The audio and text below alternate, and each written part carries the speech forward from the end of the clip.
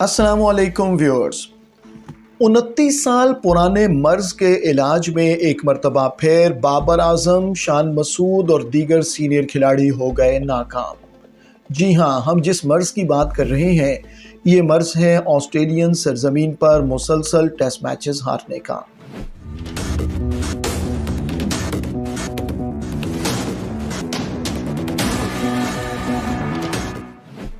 आखिरी मरतबा Pakistani team Australian सरजमीन पर कोई टेस्ट मैच 1995 में जीती थी और ये बात 29 साल पुरानी है। तब से अब तक यानी ईयर 2024 तक पाकिस्तानी टीम ऑस्ट्रेलियन सरजमीन पर एक भी टेस्ट मैच नहीं जीत सकी। अगर हम बात करें ऑस्ट्रेलियन सरजमीन पर अब तक खेली गई टेस्ट सीरीज़ की, तो ऑस्ट्रेलियन सरजमीन पर अब तक Pakistani cricket team 13 test series खेल चुकी है और इसमें से 10 टेस्ट सीरीज़ में पाकिस्तानी टीम को शिकस्त हुई, 3 टेस्ट सीरीज़ पाकिस्तान ने ड्रॉ की। लेकिन आज तक पाकिस्तानी क्रिकेट टीम ऑस्ट्रेलियन सरजमीन पर कभी कोई एक सीरीज़ भी नहीं जीत सकी। इस सीरीज़ में अगरचे पाकिस्तानी बॉलर्स की जानिब से बेहतर परफॉर्मेंस देखने में आई। आमिर जमाल ने दुनिया भर से खूब दाद हासिल की, इसी तरह शाहीन आफरीदी की बॉलिंग भी बेहतर रही। मीर हमज़ा और खुर्रम शहजाद ने भी कोशिश की उम्दा बॉलिंग करने की, लेकिन अफसोसनाक बल्कि तशवीशनाक पहलू पाकिस्तान की बैटिंग का एक मरतबा फिर सामने आया। पाकिस्तानी बैटिंग की तमाम तर खामियाँ खुल कर सामने आ गईं। बाबर आजम जैसे बड़े बल्लेबाज की मौजूदगी के बावजूद पाकिस्तान की बैटिंग बुरी तरह फ्लॉप रही। शान मसूद, इमामुल हक कुछ न कर सके। सऊद शकील से खासी तवक्कुआत वाबस्ता थी, उन्होंने भी कोई उम्दा परफॉर्मेंस नहीं दी। इसी तरह अगर हम इस सीरीज़ में बैटर्स की परफॉर्मेंस को देखें तो मिचेल मार्श 344 रन के साथ पहले नंबर पर रहे। दूसरा नंबर डेविड वार्नर का रहा, जिनकी ये आखिरी टेस्ट सीरीज़ थी। उन्होंने इस सीरीज़ में 299 रन बनाए।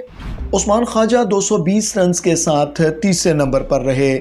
मार्नस लबुशैन ने 207 रन बनाए और इस लिस्ट में चौथे नंबर पर आए, जबकि स्टीव स्मिथ 194 रन बनाकर सीरीज़ में 5वें नंबर पर रहे।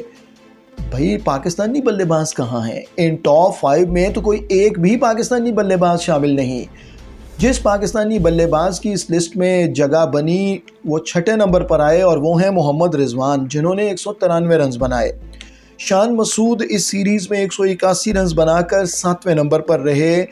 आमिर जमाल, जो कि दरअसल फास्ट बॉलर के तौर पे टीम में सेलेक्ट किए गए थे, उन्होंने ख़ुद को ऑलराउंडर साबित किया और 143 रन बनाकर इस पूरी सीरीज़ में दोनों टीमों की जानिब से टॉप 8 बल्लेबाजों में शामिल रहे।